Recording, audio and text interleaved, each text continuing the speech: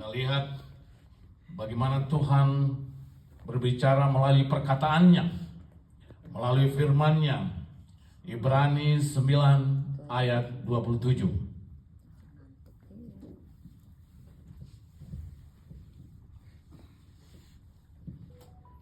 Kita akan membaca secara bersama-sama. Saya mengundang Bapak Ibu untuk bangkit berdiri. Kita proklamirkan firman perkataan Tuhan di sore ini. Sudah dapat semuanya? Ibrani 9 ayat 27. 3, 2, 1. Dan sama seperti manusia ditetapkan untuk mati hanya satu kali saja, dan sesudah itu dihakimi. Kemuliaan bagi Tuhan di tempat yang maha tinggi. Silakan duduk Bapak Ibu yang terkasih. Pada umumnya kematian 100% manusia, khususnya yang tinggal di bumi, akan meninggalkan dengan melalui kematian.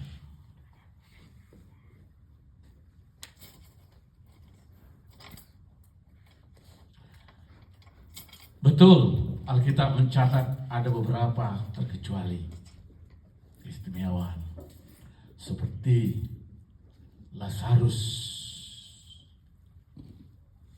saudara Marta dan Maria.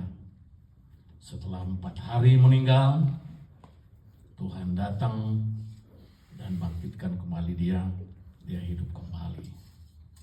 Juga ada anak Yairus, anak janda dari Sarfat, Dorcas. Ini hal-hal yang terkecuali, yang istimewa. Bahkan ada yang tidak melalui kematian, yaitu Hanok dan Elia. Ini adalah hal istimewa. Tapi pada umumnya kematian akan menghampiri kita satu persatu. Kita ada dalam antrian. Kematian itu akan datang kepada kita satu persatu. Hari ini kita duduk bersama keluarga besar Sihombing, Chu, yang sedang berduka, di mana mama terkasih Ibu Nursita, Nyonya Sihombing Boru Parapat, dan adik sister Amy Chu, begitu ya, Amy Chu telah kembali ibu ke pangkuan Bapa di surga, dan adik telah meninggalkan dunia ini. Tentu sebagai manusia, seperti saya katakan tadi, berduka. Tidak ada manusia secara jujur ketika kekasih-kekasihnya meninggalkan, terpisah dari dunia ini, yang sukacita. Enggak ada. Kalau mau jujur, tidak ada. Apalagi ibu. Ibu emosi, hubungan emosional kita kepada ibu sangat kuat. Kita dikandung 9 bulan. Begitu lahir kita masih makan dari tubuhnya, susu menyusui. Bagaimana kita bilang tidak kuat hubungan itu, tidak sedih ketika mama terlebih dahulu dipanggil Tuhan? Tentu berduka.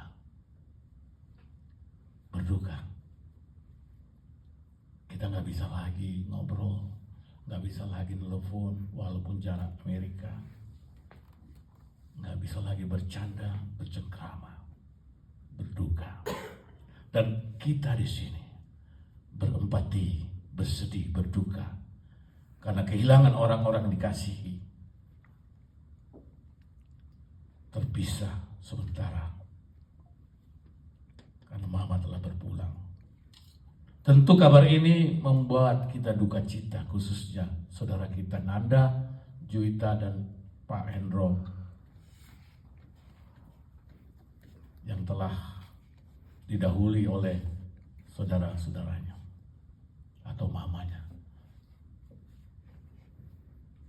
Berapa minggu yang lalu, ketika kabar itu sampai satu hari ke Ibu Nanda, kami jemaat GKI memberangkatkan Ibu Nanda dengan doa di sini di sore hari. Kabar itu kami dengar pagi apa siang, terus dikoordinir oleh Ibu Gembala, dan kami Ibu Nanda berencana untuk pulang ke Indonesia malamnya kalau nggak salah atau paginya, dan kita berangkatkan Ibu Nanda di sini dengan doa.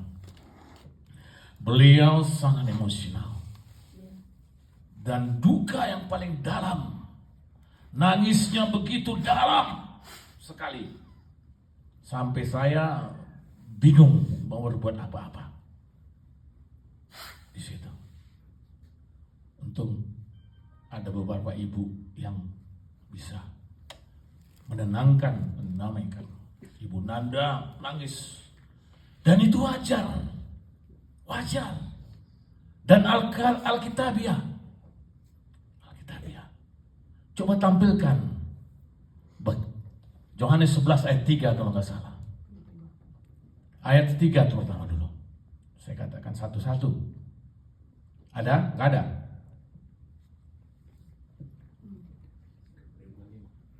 Ke 35. Sebelumnya sebenarnya saya katakan ayat 11. Oke. Sebelumnya di ayat 13, ketika sahabat Yesus Lazarus, saudara Marta Maria memberitahu kepada Yesus bahwa sahabatnya sakit. Dan setelah sahabatnya sakit dan meninggal, Tuhan Yesus menangis. Yohanes 11 ayat 35. Maka menangislah. Jadi hal-hal menangis itu tidak ada dilarang di Alkitab. Ibu Nanda, Hendro, menangislah. Dan itu manusiawi dan Alkitabiah. Yesus pun menangis ketika sahabatnya meninggal. Di dalam Pengkhotbah 3 ayat 1, semua ada masanya.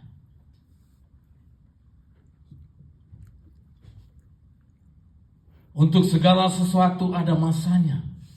Untuk apapun di bawah langit ini ada waktunya. Semua yang berada di bawah kolong langit ini ada masanya, ada waktunya. Next, ayat 2. Ada waktu lahir. Ada waktu untuk meninggal. Next, ada waktu menangis. Ada waktu tertawa. Ayat 3, next. Ayat 4 maksud saya, ya. Jadi semua ada waktunya. Kali ini keluarga Syahombing, Ibu Nanda, Bu Juwita, Pak Hendro, waktunya kita menangis. Menangislah. Itu manusiawi dan Alkitabiah. Menangislah. Tidak ada larangan. Tapi menangis kita, menangis orang percaya, menangis berpengharapan. Seperti ibu tadi katakan, tidak berlarut-larut. Menangis kita orang percaya, menangis yang berpengharapan. Bahkan Paulus pun ketika sahabatnya sakit, dia ikut berduka sakit. Bisa dilihat Filipi 2 ayat 6. Karena ia sangat rindu kepada kamu sekalian dan susah juga hatinya, sebab kamu mendengar bahwa ia sakit. 27. Memang benar ia sakit dan nyaris mati, tetapi Allah mengasihi dia, dan bukan hanya dia saja, melainkan aku juga, supaya duka cita jangan bertambah-tambah. Ketika dia mendengar teman seimannya sakit, dia pun berduka cita. Jadi duka cita, menangis itu adalah hal yang wajar dan alkitabiah. Tapi menangis kita adalah menangis yang berpengharapan. Kita punya pengharapan yang pasti. Untuk itu kita duduk di sini. Menangislah kepada saudara kita yang menangis. Bersukacitalah kepada saudara kita yang bersukacita. Roma 12 ayat 15. Bersukacitalah dengan orang yang bersukacita, dan menangislah dengan orang yang menangis. Seperti saya katakan, menangis kita, menangis orang percaya adalah menangis yang berpengharapan. Karena kita percaya, duka cita yang dialami oleh orang yang percaya, yang beriman kepada Yesus Kristus, seperti Ibu Nanda dan keluarga Ibu Nanda dan keluarga Ibu Junita dan Pak Hendro. Duka cita yang berpengharapan, tidak berlarut-larut. Karena firman Tuhan dari 1 Tesalonika 4 ayat 13 berbicara, selanjutnya kami tidak mau saudara-saudara bahwa kamu tidak mengetahui tentang mereka yang meninggal, supaya kamu jangan berduka cita seperti orang lain yang tidak mempunyai pengharapan. Saya percaya Ibu Nanda, Ibu Junita, keluarga besar ini, Siombing dan menangis yang berpengharapan. Kenapa berpengharapan kita? Ayat 14. Pengharapan yang bagaimana? Ayat 14. Sudah? Karena jikalau kita percaya bahwa Yesus telah mati dan telah bangkit, maka kita percaya juga bahwa mereka yang meninggal dalam Yesus akan dikumpulkan bersama-sama dengan Dia. Pengharapan kita tahu, orang believers, we know where we go after we die, right? Kita tahu kemana kita pergi setelah kita mati. Ini pengalaman kita yang pasti. Jadi kalau orang sini bilang, I'm sorry, you're lost. No. Kalau lost ini barang, contoh, hilang, nggak tahu kemana. Tapi we know kemana mama kita. Karena Tuhan bilang, akan dikumpulkan bersama dengan Dia. Firman Tuhan itu tidak pernah berbohong. Ini adalah kebenaran. Dia pertaruhkan setiap perkataan Tuhan di atas namanya. Dia pertaruhkan kedaulatannya. Ini adalah kebenaran yang pasti, bahwa orang-orang yang terkasih yang meninggal dalam Kristus, kebenaran ini akan saya proklamirkan, akan dikumpulkan bersama dengan Tuhan Yesus. Menangis kita menjadi dirubah duka cita, sukacita kita. Saudara yang terkasih dalam Kristus, kita percaya sekali lagi, duka cita yang dialami orang-orang percaya yang beriman adalah duka cita yang berpengharapan.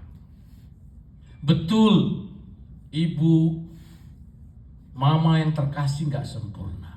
Itu betul. Kita semua gak ada yang sempurna.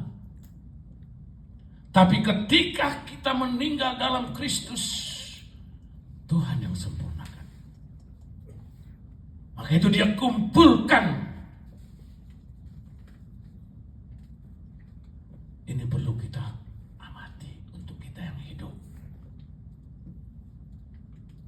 Tuhan sudah berbicara melalui firman-Nya. Kita nggak ada yang sempurna sekali lagi. Ketika kita meninggal dalam Kristus, Tuhan itu yang sempurnakan. Jadi kalau driving kita itu, sekarang kita terus taat, terus ada masalah. Kadang-kadang kita marah, down. Gerak naik terus, saya mau minta ampun terus, down. Dari grafik kita tuh, tapi kita terus bersandar kepada Tuhan. Selesai hidup kita, tapi belum sampai ke 10. Tuhan sempurnakan kita. Kalau engkau terus setia bersama Tuhan. Karena dalam firman-Nya Ibrani 12 dikatakan, dan kepada jemaat anak-anak sulung yang namanya terdaftar, apa katakan situ?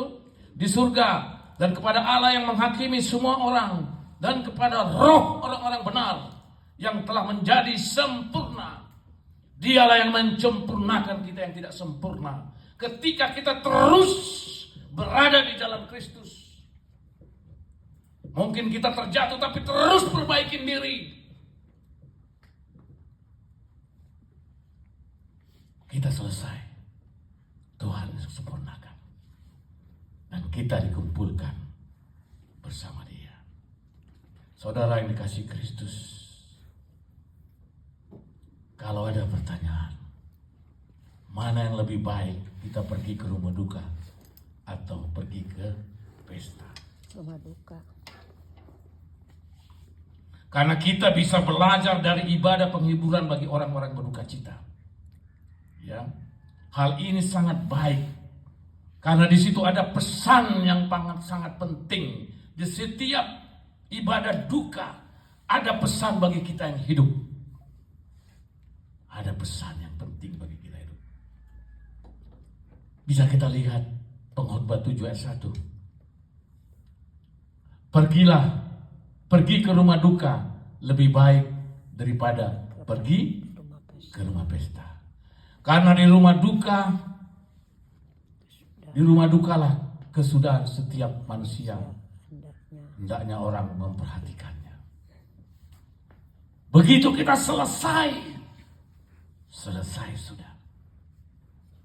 Tidak ada lagi kesempatan. Karena hidup kita dikatakan dalam firman Tuhan tadi Pengkhotbah 3, ada waktu lahir, ada waktu meninggal. Ketika kita sudah selesai menghampiri, kematian menghampiri kita, apakah kita masih di kebun anggur yang sedang bekerja? Si pemiliknya Yesus Kristus. Pertanyaannya kepada kita, kita bisa mengoreksi di dalam penghiburan itu, kedukaan itu, ada koreksi firman Tuhan. Menggerogoti sumsum kita untuk kita kembali teguh dalam situasi apapun. Di rumah dukalah kita mengetahui bahwa hidup kita selesai di situ. No turn back. Selesai di situ, tidak ada lagi waktu kita memperbaiki diri.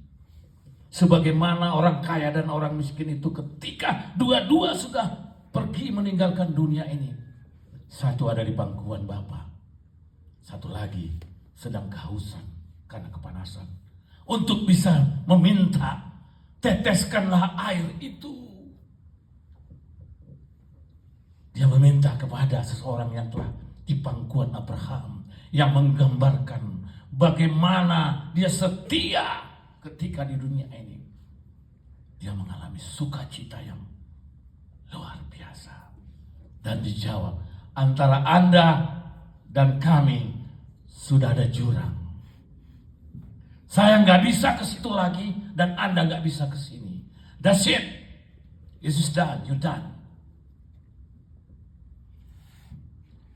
Keras firman Tuhan harus disampaikan. Firman Tuhan memang kadang-kadang tidak bisa mengenakan kuping. Itu adalah kebenaran yang menjadi koreksi kita selagi kita masih punya waktu. Karena firman ini bukannya untuk orang yang mati, tapi untuk kita yang masih punya kesempatan. Agar kita bisa mengoreksi diri kita, memperbaiki diri kita, sehingga kita menjadi waris kelak bersama Tuhan di surga. Gak enak, betul Pak, gak enak. Takut-nakuti, begitulah kebenaran. Kebenaran, ya kebenaran. Pengkhotbah 7 ayat 2 dikatakan, pergi ke rumah duka lebih baik daripada pergi ke rumah pesta, karena di rumah duka lah kesudahan tiap manusia. Karena bagi orang percaya yang beriman kepada Yesus Kristus, kematian lebih baik dari kelahiran. Begitu kita lahir, yes, puji Tuhan. Tapi kematian menurut firman Tuhan lebih baik. Karena Paulus katakan dalam firman-Nya Filipi 1 ayat 21. Bagiku hidup adalah dan mati adalah keuntungan. Saudara, hidup kita sementara. Ini bukan dunia ini bukan destinasi kita. Gak perlu ngoyo, gak perlu rakus, gak perlu nyakitin orang. Ini kesempatan. Kalau kita tadi egois, koreksi. Kalau kita tadi benci dendam sama orang, kesempatan, berikan pengampunan. Ini bukan goal kita. Kalau kita gak seperti orang itu punya duit, no worry. Sukacita dalam Tuhan. Bersukacitalah terus. Karena bukan di sini goal kita. Di sini bukan destinasi kita. Bukan. Firman Tuhan telah berbicara tadi dengan keras kepada kita, mengoreksi kita. Dan kita tahu orang yang meninggal dalam Tuhan dikumpulkan bersama Dia. Bahkan Paulus katakan tadi, hidup bagiku adalah Kristus dan mati adalah keuntungan. Firman Tuhan ini adalah dasar dari orang percaya. Begitu kita mati, saya nggak tahu berapa detik, begitu juga kita langsung memperoleh kekedaran. Kalau kita dalam Kristus. Dasar firman Tuhan Yohanes 11 ayat 25 dikatakan, akulah kebangkitan. Barang siapa percaya kepadaku, ia akan hidup walaupun dia sudah mati. Ini dasar orang Kristen, dasar orang percaya.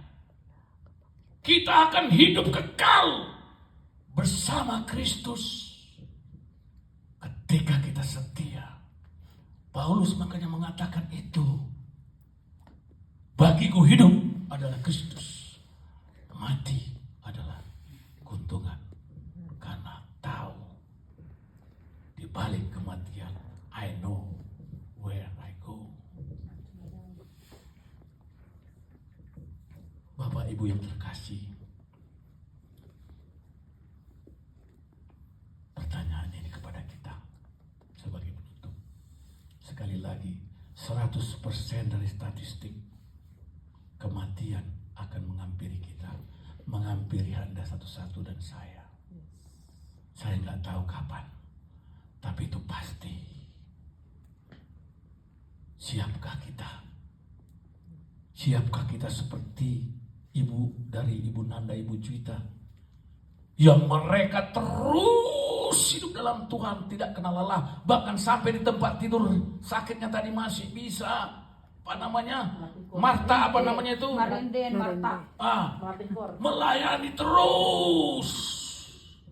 Itu di tempat tidur kami lihat, bukan saya kan. Tadi saya lihat situ, luar biasa.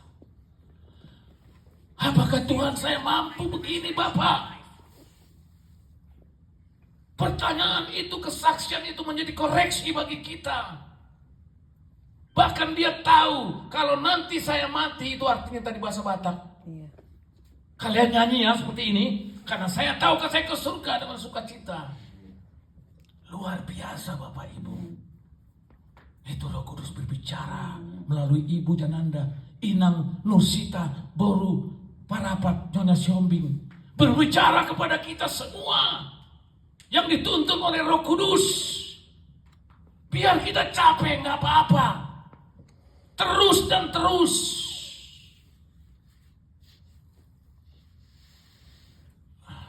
Tadi saya agak nggak tahu saya mau bicara apa sebagai sahabat. Pak Hendro bersaksi dengan sedih. Adiknya meninggal. Maksud Muslim. Karena dalam Alkitab hanya satu jalan. John 14 verse 6. I am the way. I am the life. I am the truth. I am the life. Nobody come to my Father except by me. Saya nggak tahu itu. Tapi kebenaran harus saya utarakan. Saya tidak mau menyenangkan. Sekedar menyenangkan hati Pak Hendro. Tidak ada jalan lain. Hanya Yesus. Tapi satu hal yang bikin saya suka cita. Kerinduan Pak Hendro.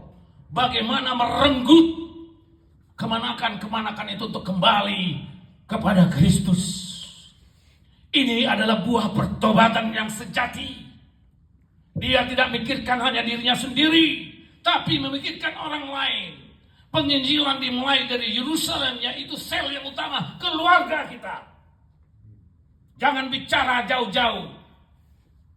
Ini penginjilan yang sejati, kerinduan yang sejati. Kerinduan itu akan didengar Tuhan hatinya. Sebagaimana Daud mempunyai kerinduan ketika membangun bait Allah. Siapa yang membangun bait Allah? Bukan Daud. Tapi Tuhan melihat hatinya. Makanya Tuhan mengadakan Holy Covenant, perjanjian kudus kepada Daud. Segala keturunanmu, kerajaanmu akan kuteguhkan.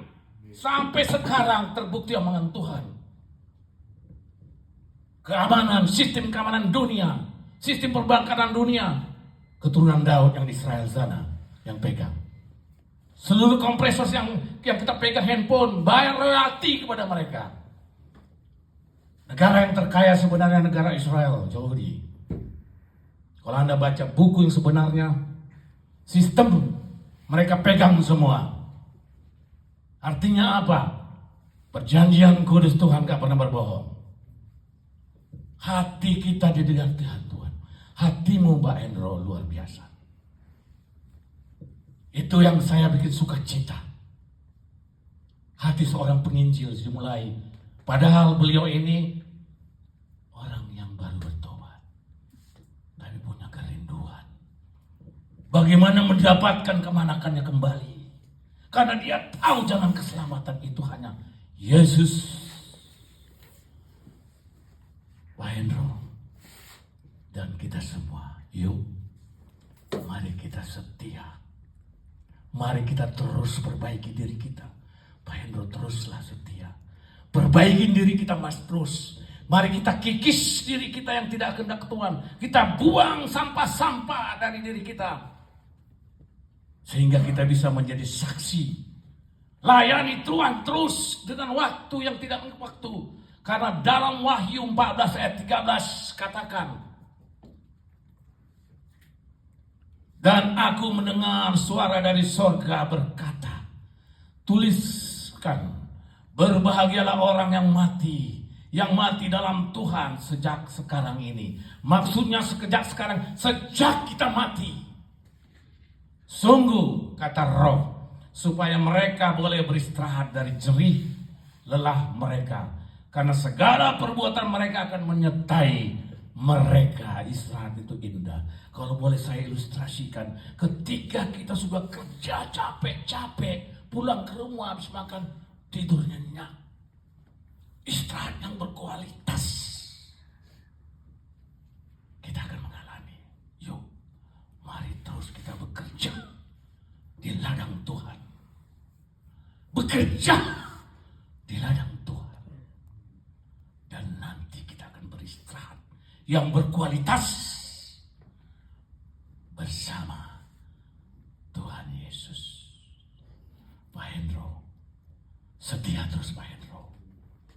Anda bukan saja terpanggil, tapi Anda telah terpilih.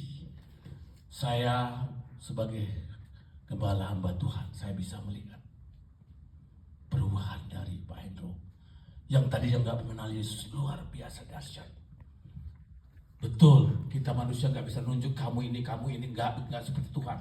Tapi Matius 5 ayat 16 katakan, dari perbuatan orang itu, dari cara pandang orang itu, cara berpikir orang, kita tahu terang itu ada. Kita bisa rasakan dari perbuatan, seperti Paulus katakan, dari perbuatan karakter orang ini saya bisa merasakan dia adalah pewaris surga. Mari terus Pak Hendro berbuat baik, menjadi terang kepada sekelilingmu. Karena engkau bukan saja terpanggil, tapi engkau telah terpilih. Saya percaya semua di sini adalah terpilih, khususnya kepada Inang Nursinta Boru Parapat Nyonya Syambing. Kalau boleh dia katakan kepada itu 2 Matius 4 ayat 7. Aku telah menyelesaikan pertandingan iman dan aku sudah sampai ke garis finish, dan kepadaku diberikan Tuhan mahkota kebenaran, yaitu hidup yang kekal di surga selama-lamanya, dan bukan kepadaku saja, tapi kepada semua orang yang merindukannya. Itu pesan dari Tuhan. Saya percaya Inang Borusio Parapat sudah mencapai garis finish. Teladani Ibu Nanda dan Ibu Julita. Kelak kita teladani orang-orang seperti ini, sehingga ketika kita nanti selesai, muka dengan muka kita bertemu dalam sukacita yang abadi. Tuhan memberkati kita. Amin. Saya minta Pak Pendeta Sam untuk menutup khotbah ini.